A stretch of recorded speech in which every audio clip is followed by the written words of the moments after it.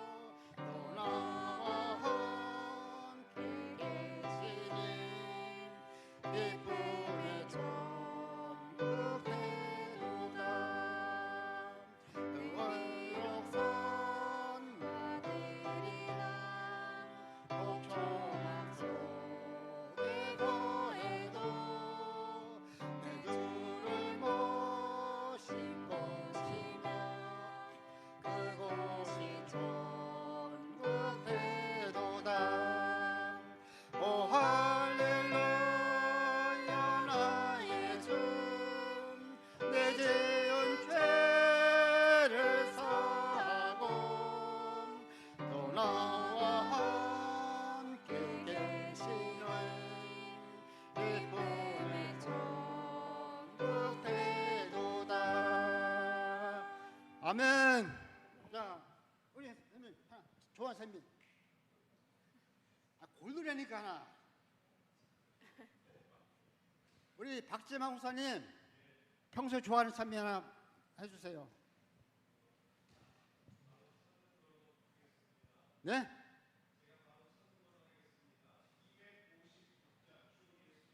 네, 256장.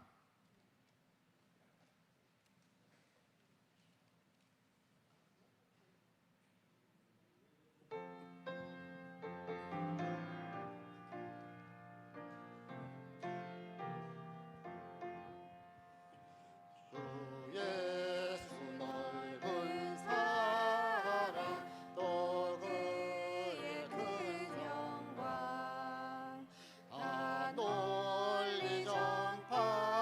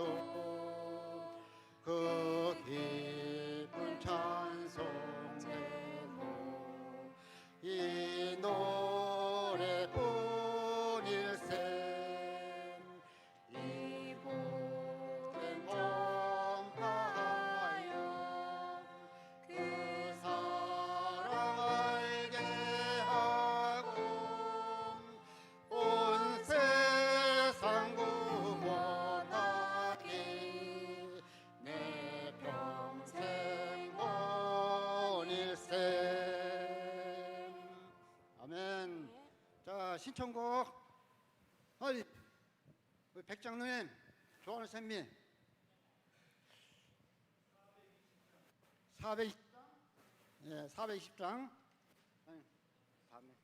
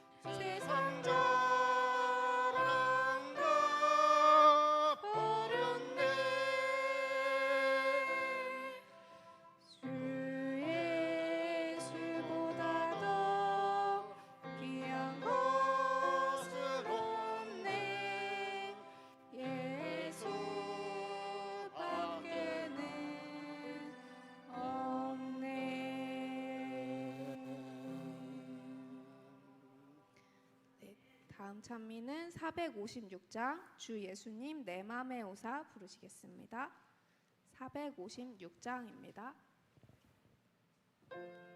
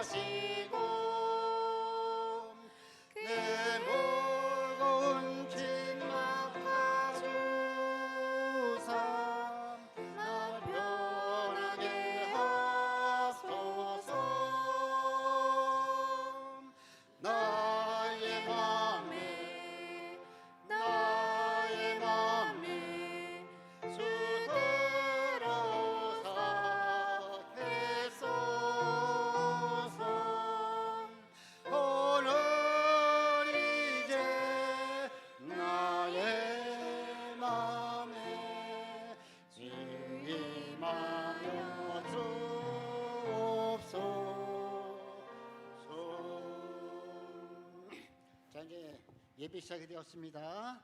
묵상 기도하시고 예배 시작하겠습니다.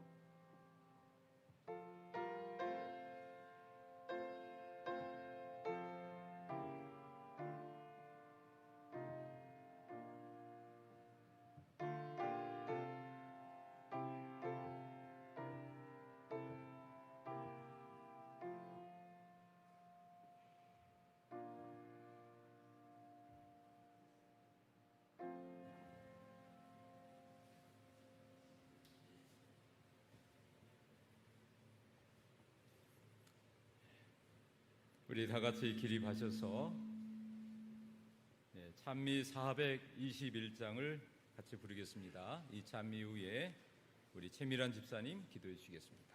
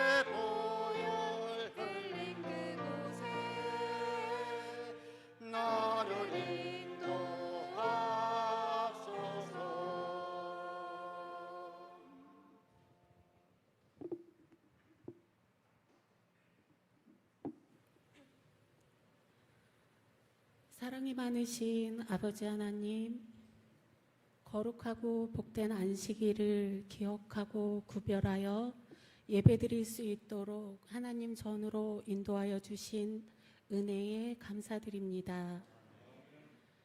저희가 누리는 안식일의 참 평안과 진리 안에서의 자유를 하나님을 모르는 형제들과 이웃들에게 전하고 나눌 수 있는 삶을 살 수 있도록 인도하여 주시옵소서.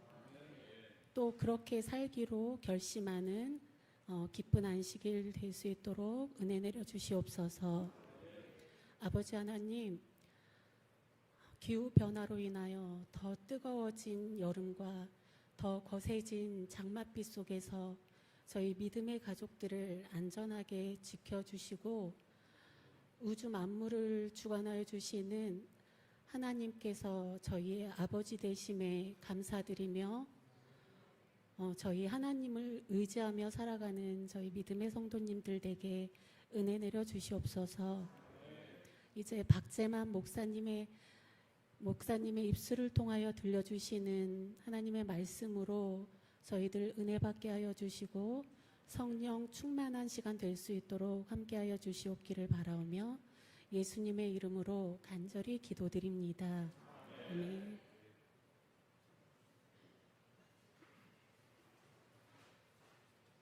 네, 기도에 감사합니다. 오늘과 내일 주말 부흥회로 저희들이 매 해마다 하나님께 헌신해 온 시조와 가정과 건강을 또 혼납하는 시간을 갖게 되었습니다. 귀한 강사님은 여러분이 잘 아실 거예요. 지금 현재 우리나라에서 가장 오래된 잡지 중에 하나인 시조, 또 시조사 편집국장으로 있는 박재만 목사님이십니다. 아마 우리 강소구 목사님 아마 기억하실 거예요. 강소구 목사님 어떻게 된지 아시죠? 처남 되십니다. 그리고 저는 개인적으로 우리 목사님하고 목회 동기입니다. 이렇게 좋은 목사님 또 모시고 말씀을 듣게 돼서 큰 영광으로 생각합니다. 우리 모든 성도들이 우리 마지막 시대에 기별자로 우리를 부르셨으니 오늘 말씀을 잘 귀담아 듣고 우리 가족들, 우리 주위들에게 서적을 통해서 하나님의 복음을 증거하는 일에 함께 참여하시고 또 헌신해 주시기를 바랍니다. 귀한 말씀 듣기 전에 573장을 부른 후에 우리 박재만 목사님 귀한 말씀 듣겠습니다. 573장입니다.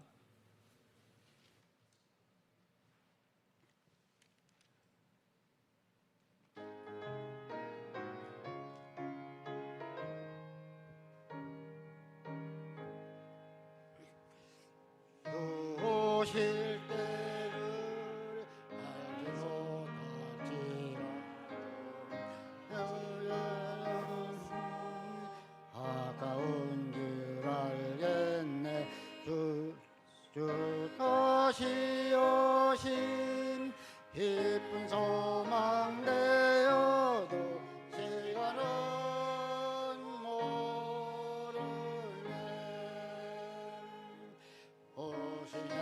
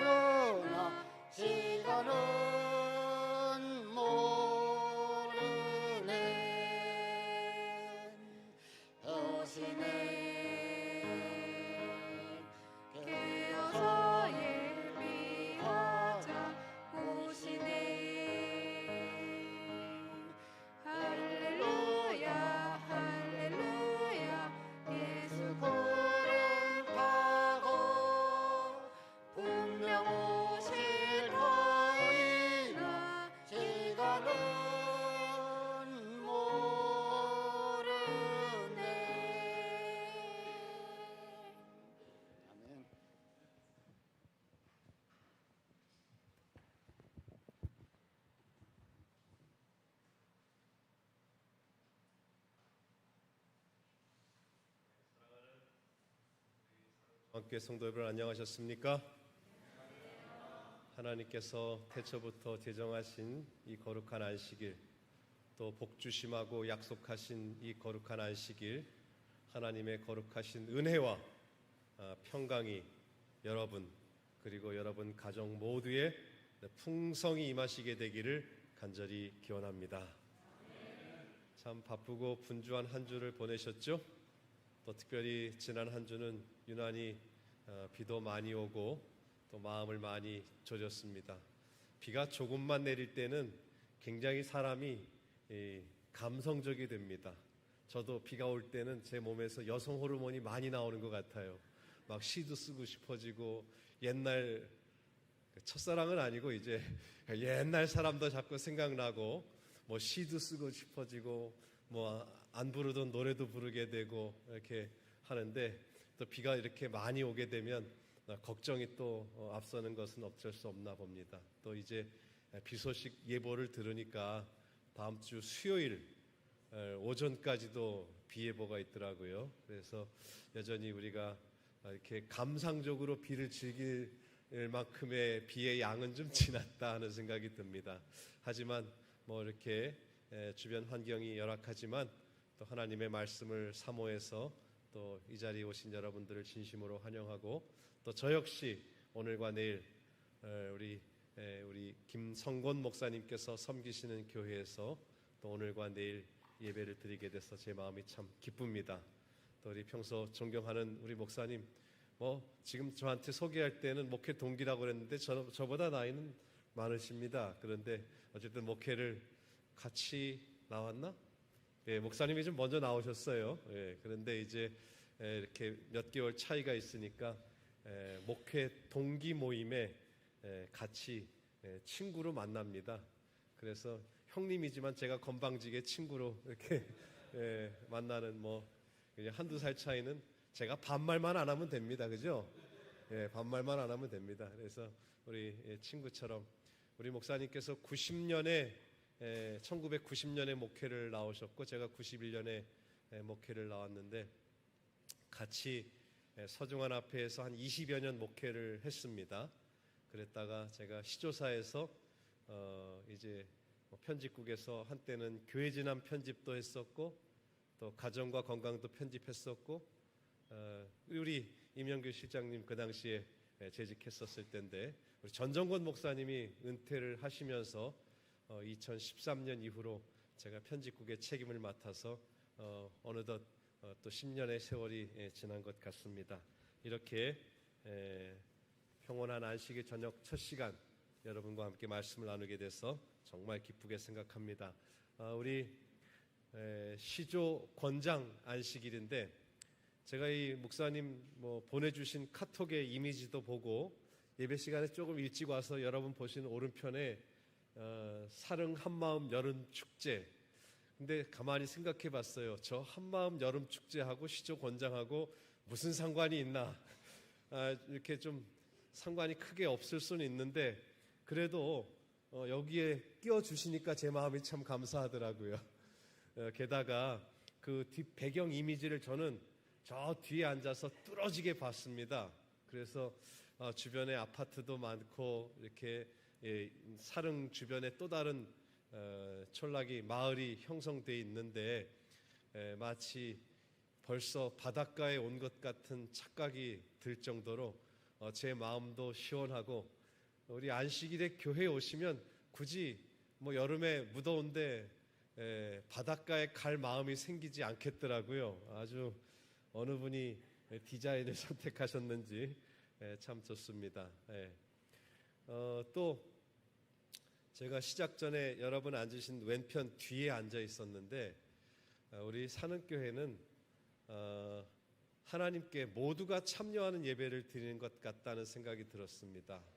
아마 모르긴 몰라도 누가 시키지 않았는데 자원해서 하신 것 같아요. 이렇게 찬미를 지도하시는데 이 앞에 바이올린이 아니라 하모니카를 부는데, 또 비 오는 날 하모니카 소리 또 굉장히 매력 있네요. 이렇게 그냥 눈물이 울컥 날 만큼 그냥 애잔한 감동이 있고요. 제가 저쪽에 앉아 있으니까 왼쪽 귀로는 하모니카가 들리는데 제 오른쪽 귀로는 저기 디지털 색소폰 아마 그룹이 있는 것 같아요. 우리 목사님이 하라고 강제로 시키던가요? 아닌 것 같아요. 제 느낌에도 아마 이 자원에서 하시는 분들이 하시는 것 같은데 또 이렇게 색소폰 소리가 이쪽에서 들리고 하모니커스가 저 앞에 들리고 뭐 이렇게 피아노 소리랑 다 함께 들리니까 예배를 시작하기 전에 제 마음이 벌써 큰 은혜를 받았습니다. 부디 제가 준비한 말씀보다도 하나님께서 저에게 더 큰 거룩한 영을 부어주셔서 저 대신 여러분의 마음속에 더 큰 음성으로 말씀을 주셔서 감동이 있고 은혜가 있는 이 귀한 시간 되기를 간절히 바라겠습니다. 오늘 저는 여러분들과 말씀을 나누는데 내일 제가 시조 권장 또 가정과 건강의 권장에 관한 말씀을 나누고 오늘은 제가 기왕지사 시조사에서 왔으니까 예언의 신에 대한 강조의 말씀을 드리겠습니다. 많은 사람들이 책 읽기를 등한히 하고 또 예언의 신을 가까이 하지 않는데 우리 예언의 신의 말씀을 강조하는 시간을 이 저녁 시간에 갖도록 하겠습니다. 오늘 제목의 말씀은 그 선지자를 신뢰하라. 그런데 그 오늘 설교 제목의 말씀은 역대하 20장 20절에서부터 가져왔습니다. 너희는 너희 하나님 여호와를 신뢰하라. 그리하면 견고히 서리라. 또 오늘 제목의 말씀이죠. 그 선지자를 신뢰하라. 그리하면 형통하리라. 사실 오늘날의 사람들은 이 형통이라는 표현 자체를 쓰지 않습니다. 근데 마침 제가 가진 성경이 왼쪽에는 한글로 돼 있고 오른쪽엔 영어로 돼 있어요. 그래서 제가 역대하 20장 20절을 봤더니 뭐라고 써 있느냐 하면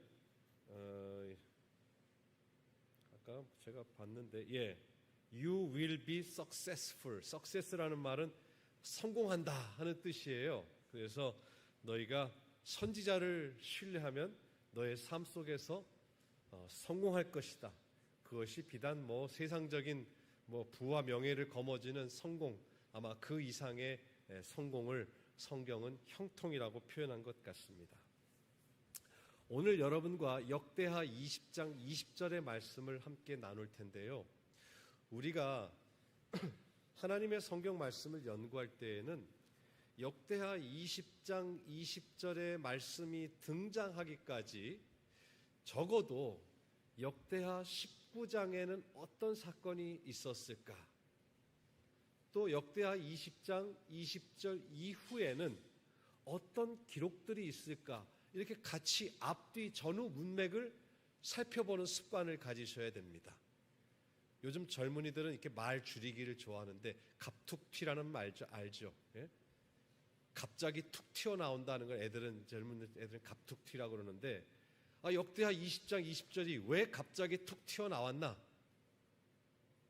오늘 여러분 저와 함께 말씀을 공부하면서 역대하 19장에 있는 말씀의 배경을 이해하시면 아하, 그래서 여호사밧이라는 사람이 이스라엘 백성들을 향해서 여호와를 신뢰하라, 그 선지자를 신뢰하라, 이 강조했던 배경을 충분히 이해하실 수 있을 것입니다.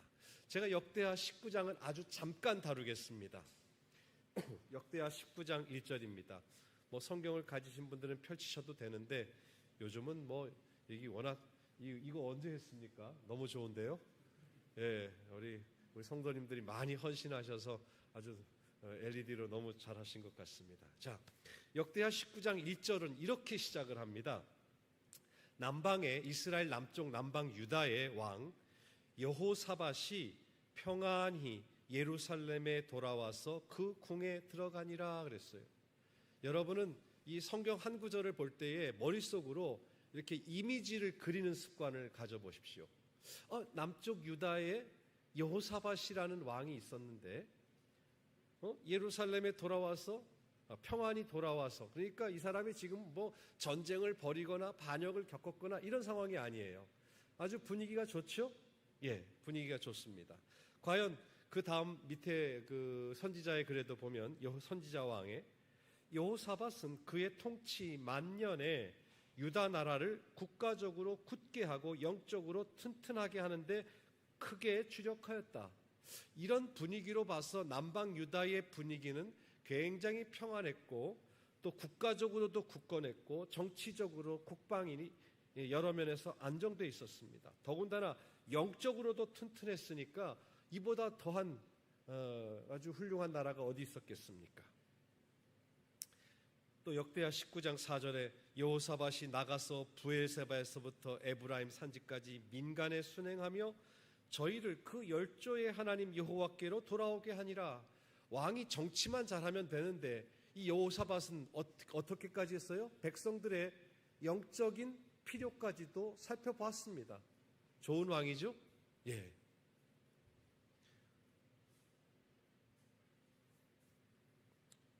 유다 왕국의 네 번째 왕입니다. 기원전 870년이니까 지금으로부터 거의 3000년 전에 살았던 왕이에요.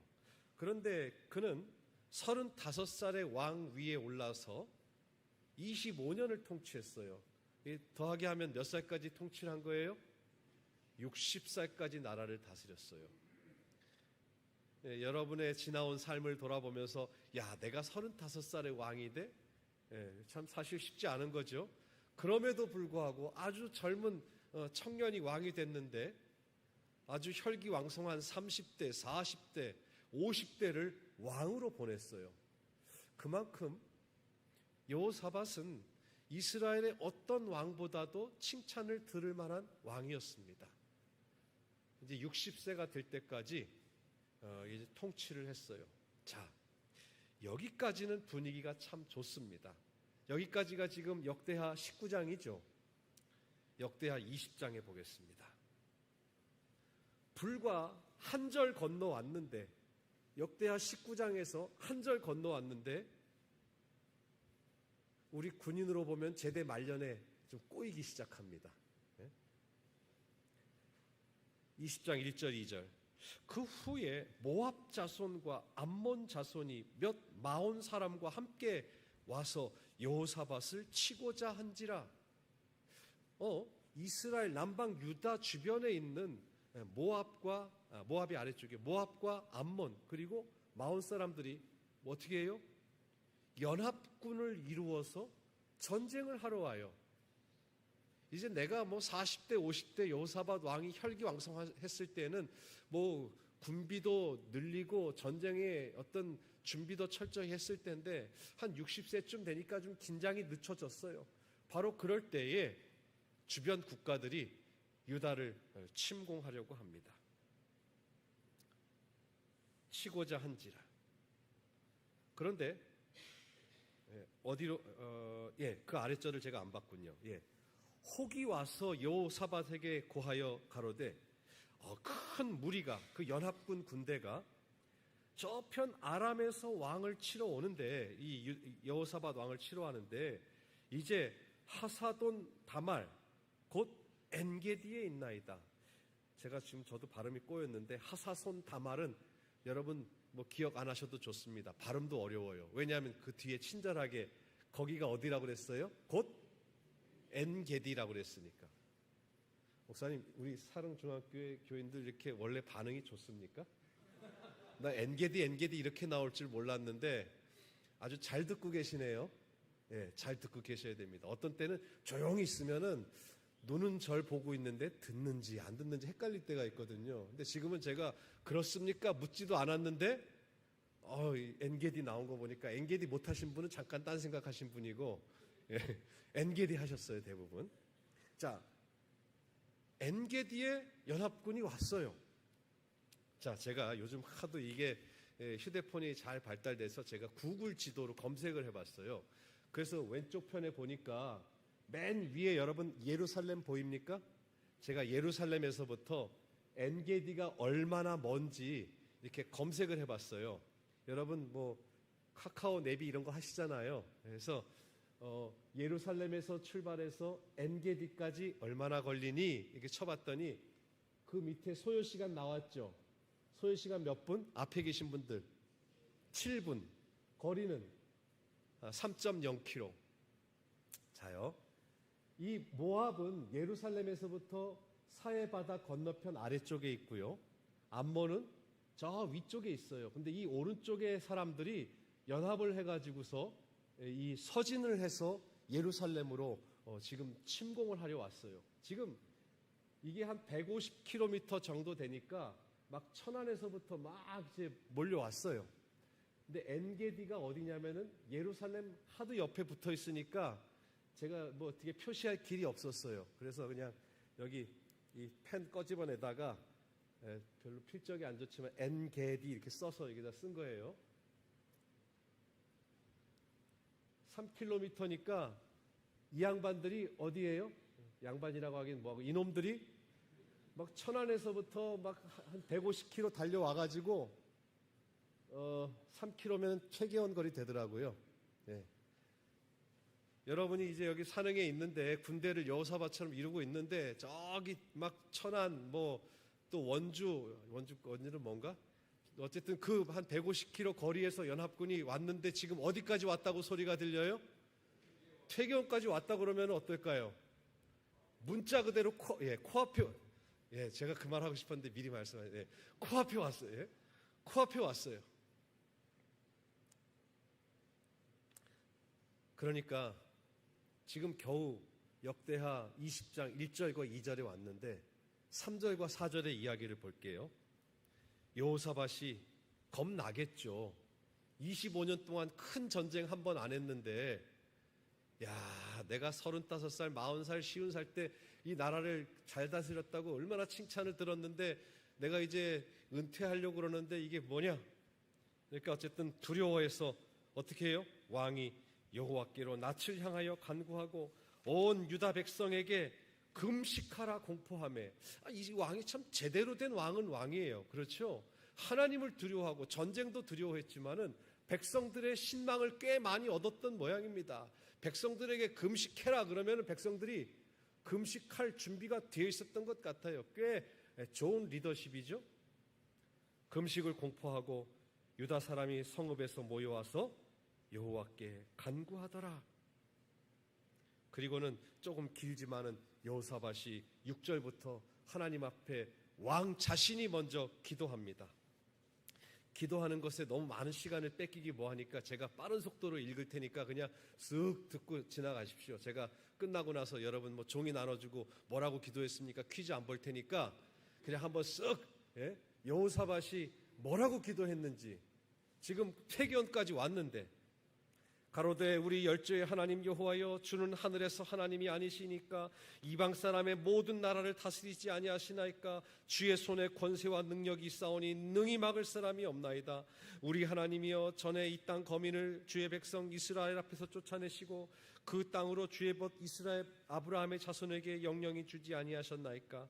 저희가 이 땅에 거하여 주의 이름을 위하여 한 성소를 건축하여 이르기를 만일 재앙이나 난리나 견책이나 온역이나 기근이 우리에게 임하면 주의 이름이 이 전에 있으니 우리가 이 전 앞과 주의 전 앞에 서서 환난 가운데서 주께 부르짖은즉 들으시고 구원하시리라 하였나이다.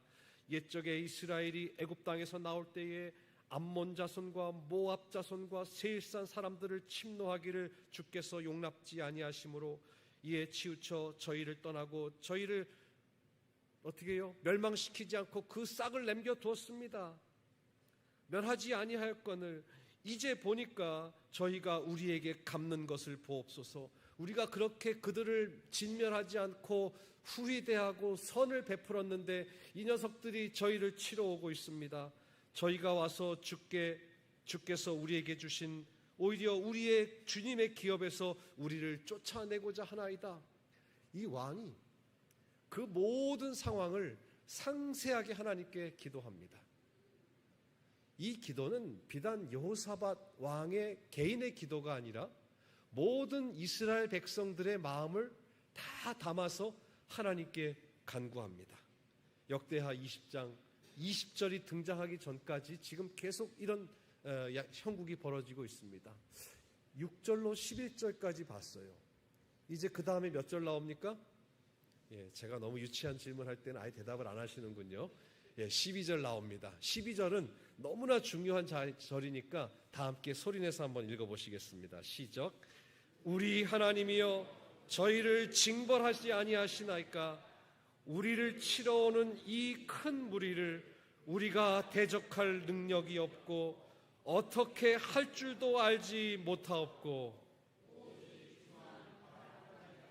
오직 주만 바라보나이다. 왕이 한 나라의 왕인데 백성들에게 나만 믿고 따라오시오. 나라가 왕이 사실은 국방의 전권을 쥐고 있지 않습니까? 그렇게 하지 않았습니다. 그는 위기가 닥쳤을 때에 하나님 앞에 무릎을 꿇고 기도했습니다. 그리고는 전적으로 하나님 앞에 모든 것을 내어놓고 오직 주만 바라보나이다. 재미있는 것은 다른 성경의 많은 구절들은 누가 기도를 해도 바로 그 다음 장, 한 몇 장이나 지나서 기도의 응답이 오는데 지금 12절 봤습니다마는 15절로부터 여호사밧이 드렸던 기도의 응답이 다른 한 사람을 통해서 여호사밧에게 들려옵니다. 15절로 18절입니다. 이 야하시엘이 가로되 온 유다와 예루살렘 거민과 여호사밧 왕이여 들을지어다. 이 아하시엘은 하나님의 특별한 기별을 가진 선지자였던 것 같습니다. 여호와께서 너희에게 말씀하시기를 이 큰 무리로 인하여 두려워하거나 놀라지 말라. 이 전쟁이 너희에게 속한 것이 아니요 하나님께 속한 것이라. 그러면서 지금 역대하 20장 지금 등장할랑 말랑하죠? 지금 턱밑까지 왔어요. 15절로부터 18절까지.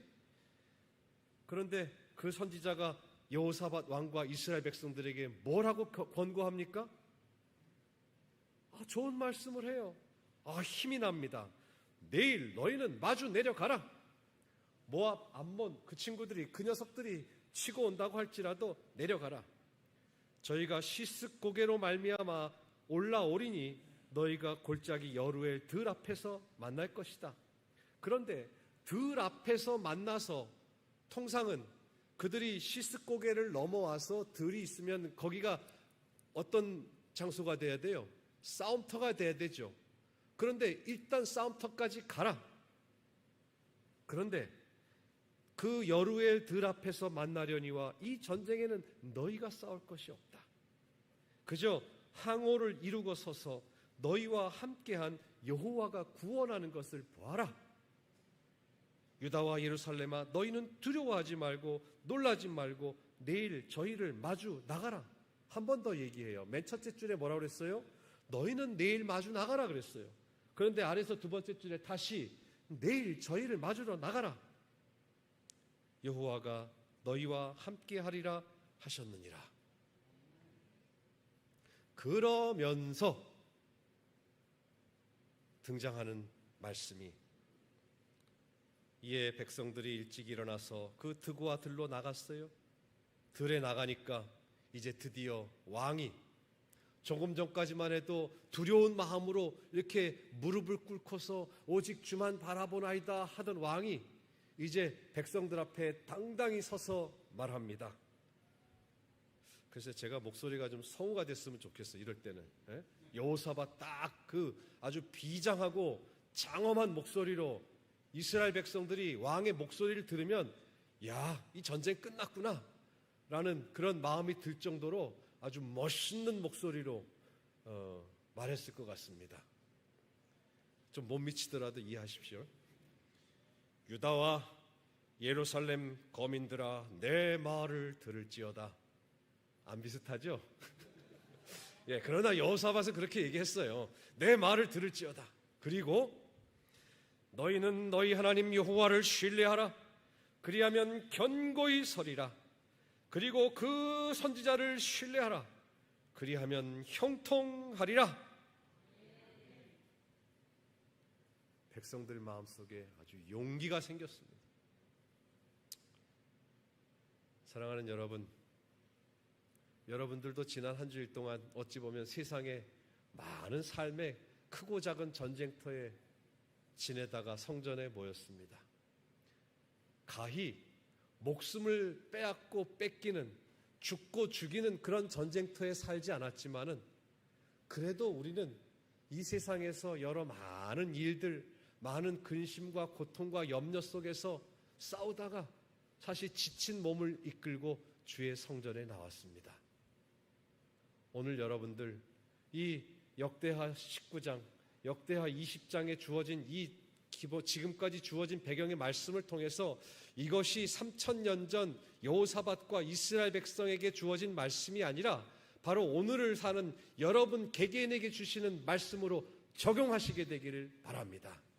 그러면 여러분 마음속에 두려움이 없을 것이고 좀 지치고 피곤한 기색으로 성전에 들어왔을지라도 이 말씀을 듣고 나갈 때에는 여러분 마음 가운데 큰 용기와 힘이 생길 줄 믿습니다. 그런데 말입니다. 역대하 20장 20절 여기서 끝나는 게 아니더라고요. 21절에 여호사밧이 백성들하고 의논을 합니다. 그리고는 노래하는 자를 택하여 거룩한 예복을 입히고 군대 앞에서 행하며 여호와를 찬송하여 이르기를 여호와께 감사하세 그 자비하심이 영원하도다 하게 하였더니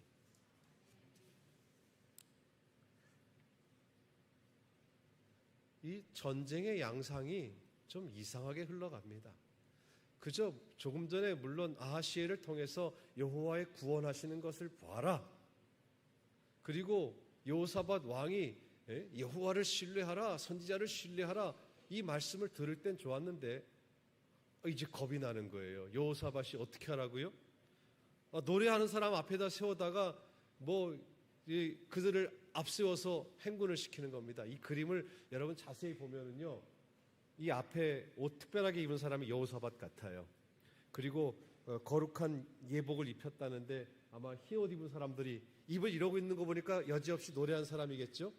그리고 자세히 보시면은 저 뒤에 있는 사람들이 군인이에요.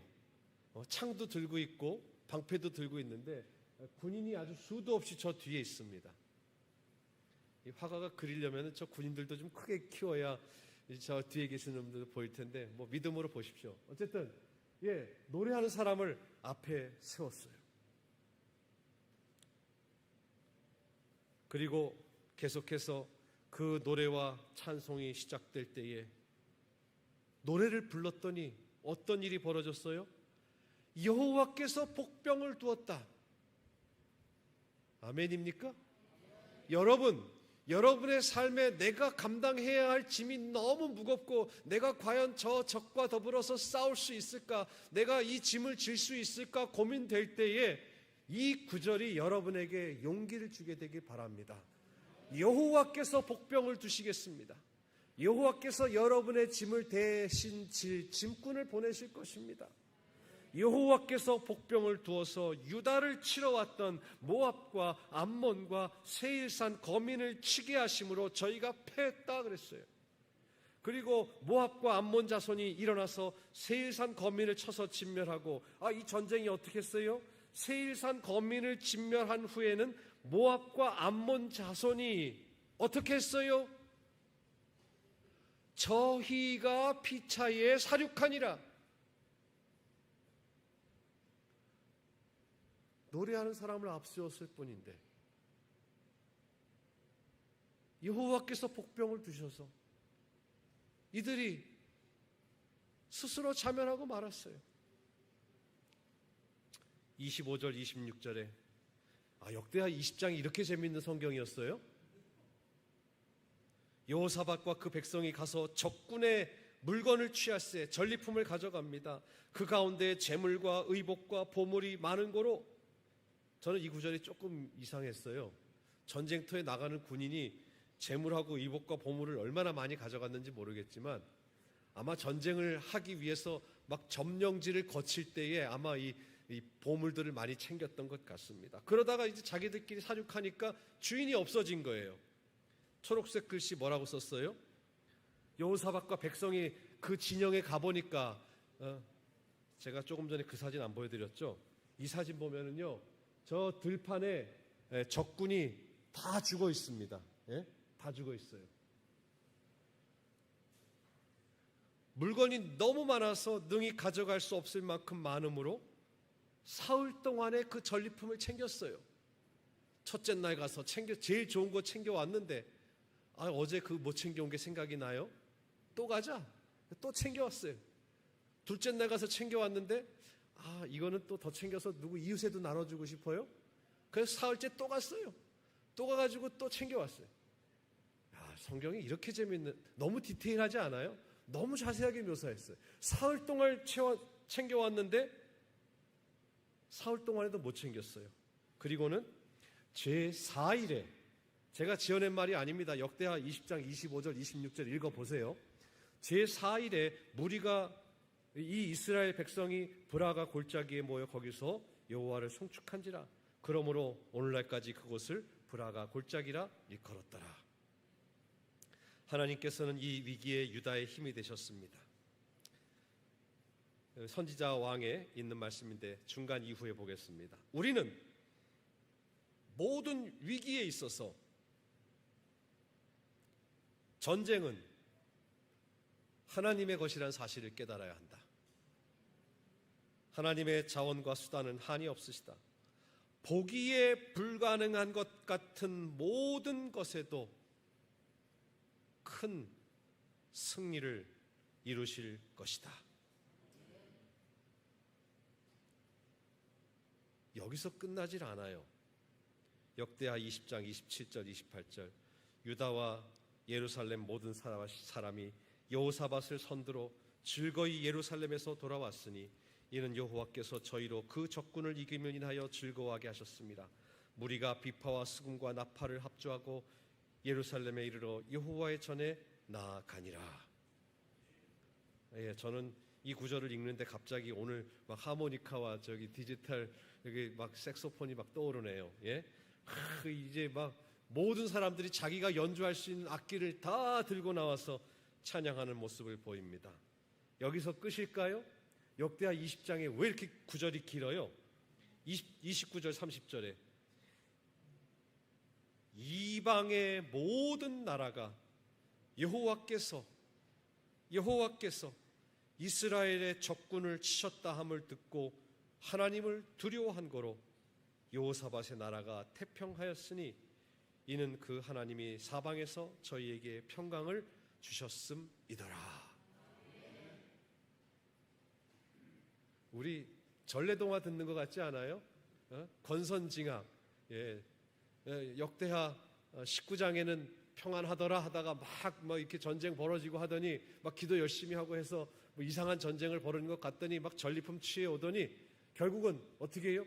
주변 나라들까지도 벌벌벌벌 떨면서 그 이후로는 다시 이스라엘이나 남방 유다를 침공할 엄두를 내지 못하더라 하는 겁니다. 여호사밧이 이렇게 태평을 누리게 되었습니다. 그 모든 까닭은 여호사밧과 또 이스라엘 백성이 여호와를 신뢰하고 하나님의 보내신 선지자를 신뢰했기 때문입니다. 이 마지막 시대를 사는 우리에게도 하나님께서 선지자를 보내주셨습니다. 우리에게 적절한 기별을 전해주시기 위해서 예언의 말씀을 전해주셨어요. 엘렌 화이트 선지자는 우리가 잘 아는 대로 1827년 6월 11월 26일에 아버지 로버트 하몬과 유니스 하몬의 8남매 중 쌍둥이 자매로 태어났습니다.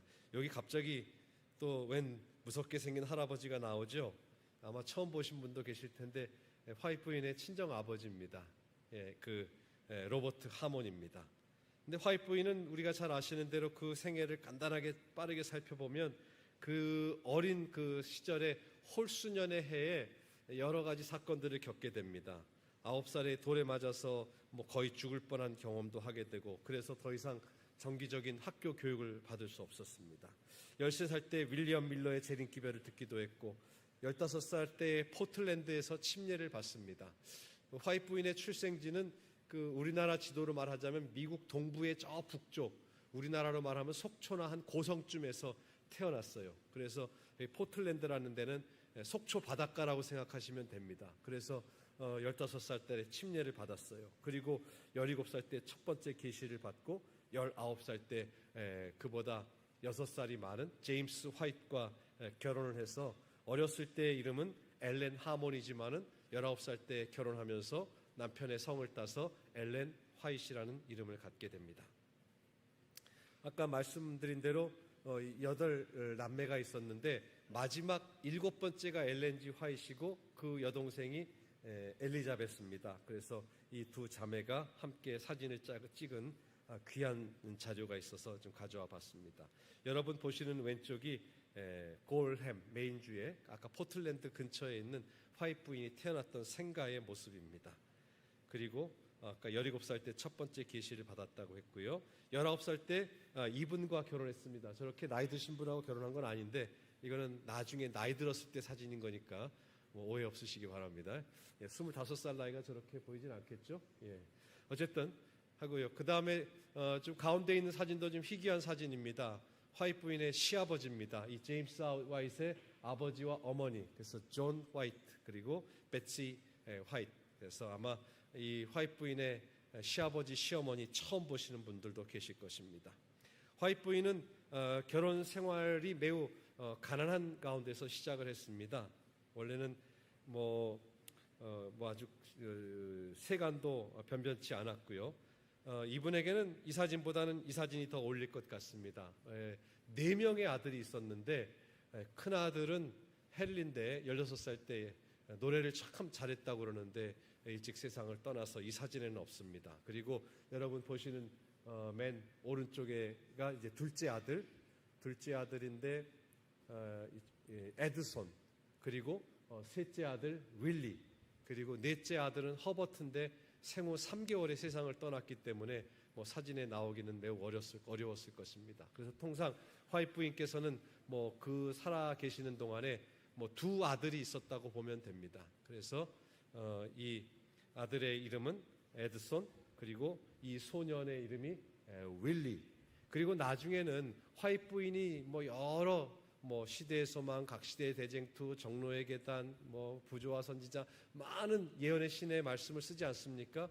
그 모든 자료들을 가장 잘 이렇게 정리해서 오늘날 우리가 예언의 신으로 가질 수 있도록 그 자료를 수집하는 데 가장 큰 역할을 한 사람이 누구냐면은 이 셋째 아들 윌리 목사입니다. 나중에는 엘렌 화이트 유산관리위원회의 소장까지 했습니다. 그리고 이 윌리의 아들이 있습니다. 아더 화이트라고요. 이제 아들이니까 화이트라는 성을 계속 이어받지 않습니까? 그래서 그 3남 윌리의 아들, 이 친구의 아들, 그러니까 엘렌 화이트 부인의 바로 손자가 되겠죠. 셋째 아들의 손자 아더 화이트이 이런 책을 썼어요. 우리가 몰랐던 엘렌 G 화이트의 인간적 면모. 이 책은 그 손자의 입장에서 우리 할머니는 이랬어요 라고 쓴 책이에요. 그래서 이것은 예언의 신이라고 할 수는 없지만 우리가 화이트 부인에 대한 이해를 돕는 데 아주 좋은 책입니다. 시간이 없으니까 제가 이 아래 부분만 읽겠습니다. 나는 종종, 여기 14쪽에 있는 내용입니다. 나는 종종 할머니가 벽난로 옆에 지필 의자에 앉아서 글을 쓰시는 모습을 보곤 했다. 우리가 달려오는 모습을 보신 할머니는 글을 쓰던 펜을 한쪽에다 놓으시면서 우리를 자기 앞으로 오라고 손짓하셨고 어린아이들이 흥미있어하는 것들에 대해서 이야기해 주셨다. 할머니가 아주 이렇게 좀 재밌는 이야기를 들려주셨던 모양이에요. 그 중에 인상적이었던 것은 그녀는 종종 우리의 성이 화이트라는 것을 상기시켜 주셨고 멋진 영어로는 워드 플레이라고 그러는데 말놀이로 얘들아 너희들은 너희의 이름에 걸맞게 화이트하게 살아라 하면서 그러니까 하얗고 순결하게 살아야 한다라고 당부하셨다.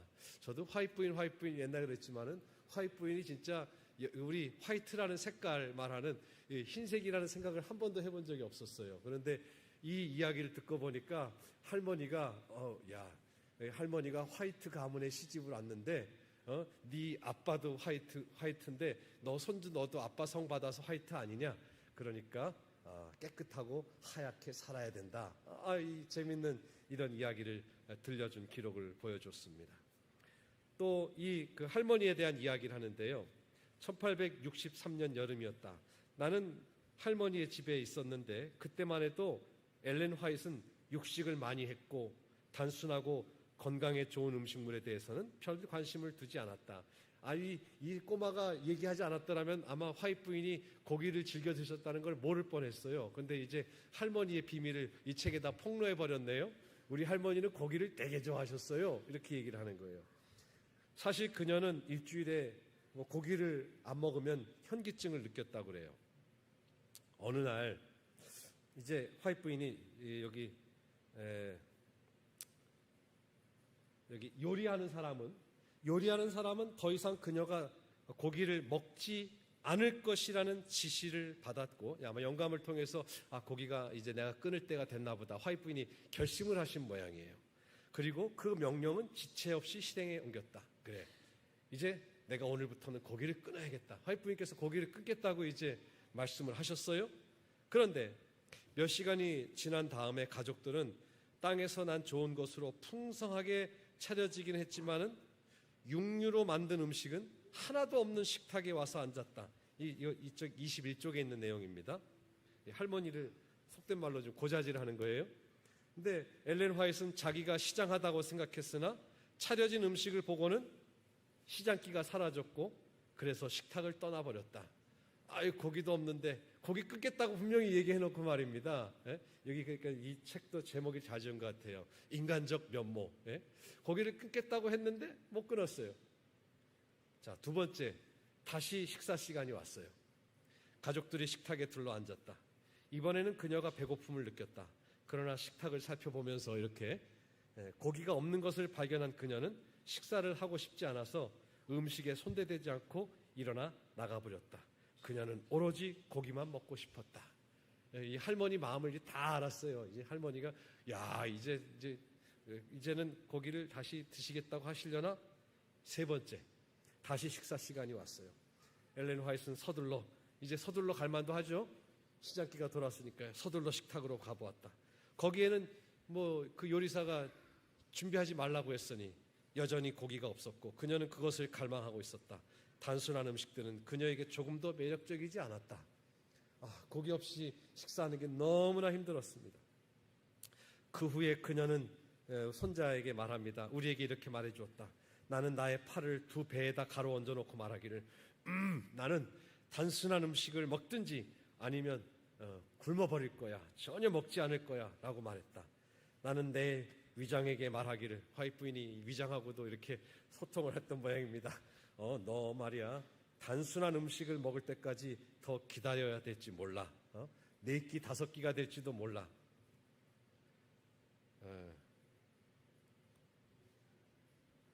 결국 하나님께서 사람에게 주신 건강에 좋은 단순한 음식을 엘렌 화이트이 즐겁게 먹기까지는 그리 시간이 오래 걸리지 않았다.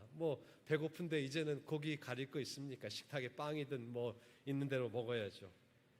이와 같이 엘렌 화이트도 우리 모두가 경험하는 것과 똑같은 식욕과의 전쟁을 경험했음을 볼 수 있다.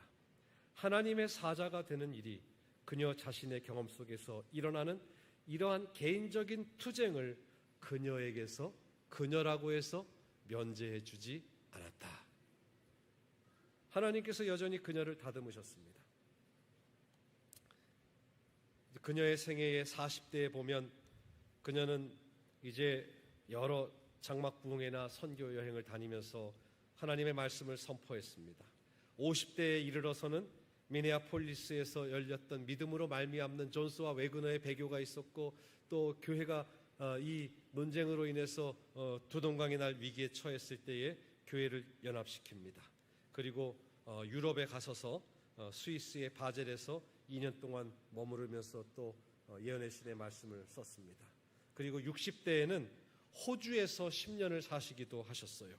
호주에 10년 머물러 있는 동안에 시대의 소망, 두꺼운 예수님의 삶의 전체를 묘사한 시대의 소망과 또 여러분이 한 번쯤 다 읽어보셨던 정로의 계단, 또 실물 교훈을 쓰셨습니다. 그리고 70대에 다시 캘리포니아로 돌아와서 병원과 출판 사업, 그리고 로마린다 대학교 부지를 이렇게 구입하는 일을 하시고 80대에 캘리포니아의 엠스 헤이븐이라는 곳에서 세상을 떠나셨습니다. 이 자료가 있습니다만은 시간이 많지 않아서 제가 좀 생략하도록 하겠습니다. 이 사진은 화이트 부인의 묘소가 있는 배틀 크릭이라고 하는 곳인데, 제가 손을 얹고 있는 저곳이 이제 그 엘렌 화이트의 묘소고, 자세히 보시면 엘렌 화이트 써 있고요. 여기 제임스라는 글씨가 보이시나요? 아마 남편 제임스 화이트이고, 저 뒤에로 하나 둘 셋 넷이 아마 그 아들들의 무덤이고 엘렌 화이트 선지자의 가족 무덤입니다. 사실 우리 제7일 안식일 예수 재림교회는 이 마지막 시대의 선지자를 통해서 다른 어떤 사람들이 간직하지 못했던 우리에게 적용될 만한 아주 소중한 그런 기별들을 가지고 있습니다. 그럼에도 불구하고 우리는 예언의 신으로 인해서 외부로부터 공격도 많이 받고, 우리 교회 내에서도 많은 사람들이 선지자의 선지성이라든지 그녀의 여러 글들에 대한 비평적인 시각을 가지고 있는 사람들이 많이 있습니다. 그러나 화이트 부인께서는 어느 개신교의 사람들이 우리를 공격할 때에 당신네들은 엘렌 G 화이트라는 선지자가 있어서 그 사람이 가진 예언의 신인가 뭔가가 하나님의 성경 말씀과 같이 여기지 않느냐라고 말하지만은, 화이트 부인께서는 이 땅에 계시는 동안에 그 자신이 스스로 말씀하셨어요. 이 영감받은 글은 결코 성경을 대신할 수 있는 글이 아니다. 사람들이 성경에 거의 주목하지 않기 때문에 주님께서는 남녀들을 보다 큰 빛인 성경으로 인도하기 위하여 작은 빛을 주신 것이라고 하면서 자신의 역할과 기능에 대해서 분명히 규정하셨어요. 그리고 그녀는 성경만이 최종 규범이다라고 이야기했습니다. 초기 문집에도 나는 하나님의 말씀을 그대들의 신앙과 행위의 표준으로 추천한다. 우리는 성경을 하나님의 뜻에 대한 근거, 권위 있고 확실한 계시로 받아들여야 된다 그랬어요. 그래서 결국은 예언의 신과 성경의 관계는 사람들을 성경으로 바르게 안내하는 역할을 해주고, 성경을 쉽고 정확하게 이해하게 도움을 주는 역할을 합니다. 그리고 성경의 원칙을 실생활에 적용하도록 하는 일에 세부적인 가르침을 주기 때문에 우리가 예언의 신을 가까이 하면 가까이 할수록 더 성경의 밝은 빛을 밝히 이해할 수 있는 놀라운 기능과 역할을 합니다. 저는 말씀을 마치면서 여호사밧의 이야기도 그렇고, 정말 하나님께서 이 마지막 시대를 사는 우리들에게 놀라운 기별을 주셨습니다. 재림 성도는 책의 백성이라고 해도 과언이 아닙니다. 엘렌 화이트는 재림교회가 성경의 예언에 대하여 깊은 인식을 가지고 온 세상을 향하여 예언적 기별을 전파할 수 있도록 하는 일에 지대한 공헌을 했습니다. 스마트 기기의 발달로 인해서 출판 시장이 점점 위축되어 가고 있는 것은 사실이지만은, 우리는 예언의 신의 말씀을 통해서 커다란 영적인 유익을 얻고 있습니다. 그녀는 교육과 의료, 출판, 건강, 청지기 거의 모든 분야에 걸쳐서 글을 남겨주셨기 때문에 마지막 시대를 사는 우리들에게 매우 실제적이고 귀한 권면을 주고 있습니다. 사랑하는 우리 사랑교회 모든 성도들이시여, 우리 하나님께서 우리에게 주신 귀한 권면의 말씀, 성경 말씀과 예언의 신의 말씀을 가까이 함으로 하나님께서 그 선지자를 신뢰했을 때에 우리의 삶이 형통할 것이라고 약속하지 않으셨습니까? 선지자의 글, 영감의 글, 예언의 신의 말씀을 통해서 여러분 모두가 성경의 진리를 더욱 밝히 깨닫고 그녀의 교훈을 따라서 더욱 순결하고 거룩한 그리스도인의 삶을 사시게 되기를 간절히 바라면서 말씀을 마치겠습니다.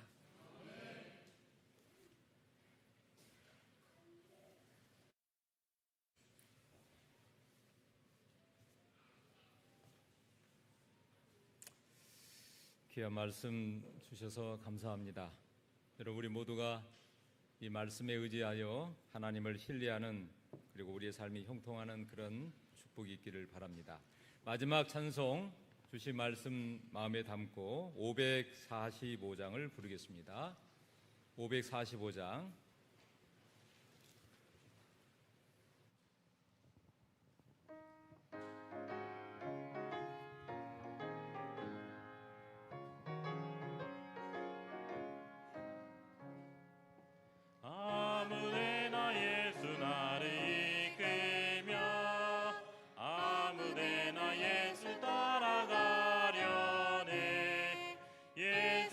어찌하니 가면 나갔고 항상 주와 함께 가면 겁없네. 아무데 가든지 두려움 없겠네. 아무데나 주와 함께 가려네. 주와 함께 가면 외로움 없겠네. 다른 친구 떠나가도 주 있네. 가는 길이 위태하고 험하나 주와 함께 가면 기쁨이 있겠네. 아무데 가든지 두려움 없겠네. 아무데나 주와 함께 가려네. 모든 근이 땅에 내려 덮일 때 주가 같이 계시 말고 잘 자네. 어두운 밤이 다간 후에 깨어서 아무데나 주와 함께 살겠네. 아무데 가든지 두려움 없겠네. 아무데나 주와 함께 가려네. 계신 거룩하신 아버지 하나님, 오늘 이 저녁 우리들에게 예언의 신의 말씀의 소중함을 다시 한번 일깨워 주시고 저희들로 말씀이 깊이 연구하여 말씀의 반석 위에 굳게 서도록 교훈하여 주셨사오니 그 은혜를 감사합니다. 사단 마귀는 자기의 때가 얼마 남지 않은 것을 알기 때문에 우는 사자와 같이 두루 삼킬 자를 찾고 있으며 할 수만 있으면 택하신 자들도 미혹하려고 하오니 우리 주님께서 말씀으로 사단의 모든 유혹과 시험을 이기신 것처럼 마지막 때를 사는 우리가 주의 거룩한 말씀으로 승리하는 삶을 살게 하여 주시옵소서. 우리 모두가 성경 말씀과 예언의 신의 기별을 가까이 함으로 우리 모두 주님을 더욱 사랑하게 하시고 매 순간 주님을 더욱 닮아가는 우리 모두가 되게 하여 주시옵소서.